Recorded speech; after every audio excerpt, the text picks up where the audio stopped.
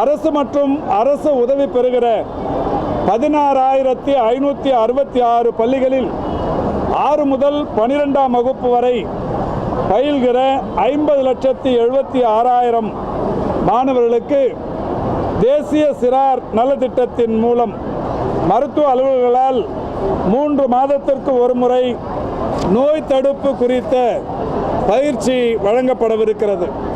இந்த பயிற்சி என்பது மாணவர்களுக்கு ஏதோ கூடுதல் சுமையை ஏற்படுத்திடும் என்று யாரும் கருத தேவையில்லை.